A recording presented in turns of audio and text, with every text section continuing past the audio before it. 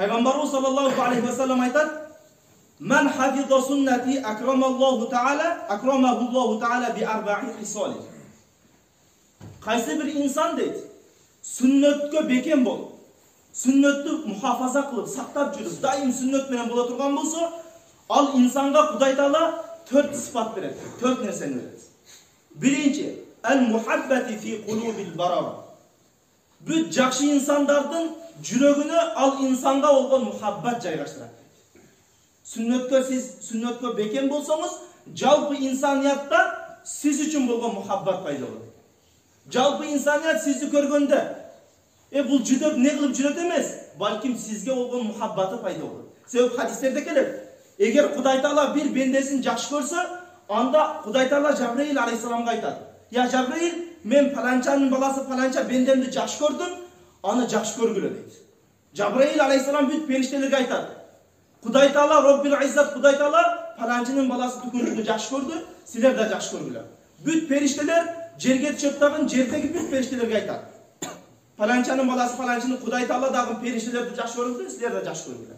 Анан ошол периштелер бүт ар бир инсандын кулагына келип айтып кетет: "Паланчанын баласы түкүнчөнү Кудай Таала периштелер бүт бардык махлукаттарды жакшы көрдү, силер да жакшы көргүлө" дейт. Силер дагы ошону жакшы көргүлө дейт. Анан ошонун себебинен жерде жанагы Кудай жакшы көргөн инсанды бардык инсандар жакшы көрөт. Албетте Кудай Тааланын элчиси болгон пайгамбарыбыз алейхиссаламды кимде-ким жакшы көрүп, ага салават саламдарды жолдоп, анын сүннөттөрүнө бекем болгон болсо, Кудай Таала иншааллах аны сөзсүз түрдө жакшы көрөт. Кудай жакшы көргөн инсанды ол баягы жанагындай жүрөгүнө печат басылган адамдар гана жек көрбөсө, башка эч ким жек көрбөйт ал инсанды. Бүт инсаниятка аны жакшы көргөзөт Кудай Таала. Андан кийин экинчи бериле турган нерсе сүннөткө бекем болгон. Wal haybati fi qulubil fajar.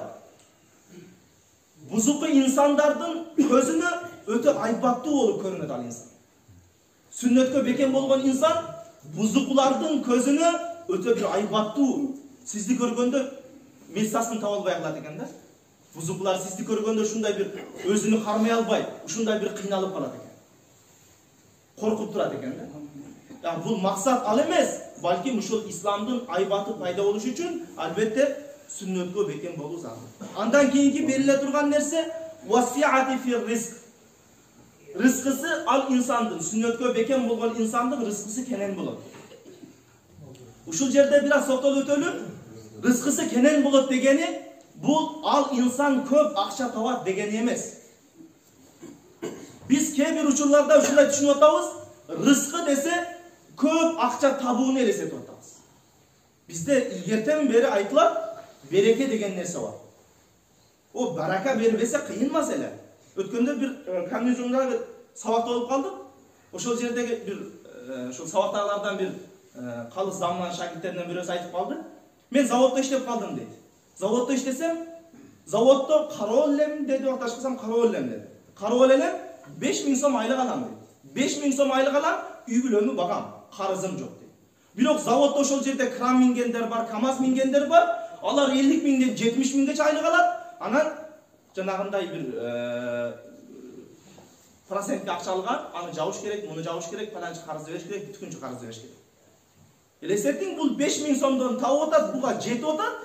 Наркадан 70 миңден акча алат, бирок ага жетпейт. Эмне үчүн? Акчанын көптүгү бул береке эмес. Береке дегени бул Кудай Таала ал инсандын жанагындай чыгаша эшиктерин жабып койгон болсо болду, 5000 сомго жетип атат. Береке дегенде ошол нерсени түшүнүш керек да. Анда көп акча табыш эмес. Ал кимде-ким ошол жанагындай сүннөттү бекем боло турган болсо, рызкысы кенен болот. Андан кийин васиқати фиддин. Дини өтө ишеничтүү, бекем дин болот дейт да. Анча-мынча нерсеге оодарылып кетпей турган өтө бир ишеничтүү дин болот. Ошон үчүн сөзсүз түрдө